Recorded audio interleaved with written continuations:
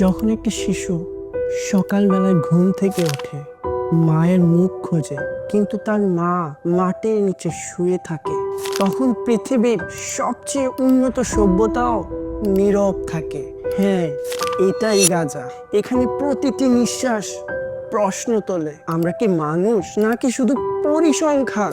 বিশ্বের কোনো ধর্ম, কোনো আইন, কোনো বিবেক বলে না শিশুদের হত্যা করো।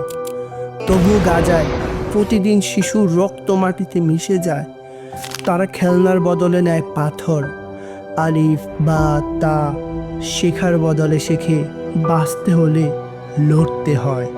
এই আগুন আজকের নয়, 1917 সালে বেলফোর ঘোষণা, 1944 সালে ইসরায়েলের প্রতিষ্ঠার নামে প্যালেস্টাইনের ধ্বংস। গোটা একটা জাতিকে ঘরছাড়া করা হয়। কখনো তাদের অস্তিত্ব অস্বীকার করা হয়, কখনো তাদের প্রতিরোধকে সন্ত্রাস বলা হয়।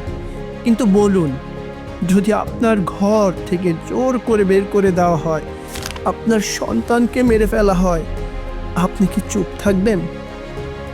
আজ গোটা উম্মাহ জেগে উঠতে পারছে না।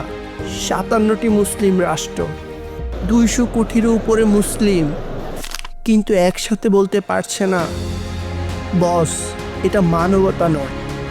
আমরা কি কেবল ঈদের শুভেচ্ছা আর খেলাধুলায় একসাথে থাকতে পারি?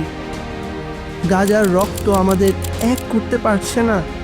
এটা কি আমাদের ব্যর্থতা নয়? আমরা যদি মানুষ হই, আমরা যদি মুসলিম হই, তাহলে আমাদের যুদ্ধে অস্ত্র হবে আন্তরিকতা, ঐক্য, জ্ঞান এবং কর্ম। এই দুনিয়ায় যতদিন একজন মানুষ হলেও বলবে আমি আল্লাহর পক্ষে আছি, আমি আল্লাহর জন্য আছি, তাহলেই মানবতা বেঁচে থাকবে, তাহলেই মানবতার জয় হবে। চোখ খুলুন, অন্তর জাগান, আজ এখনই।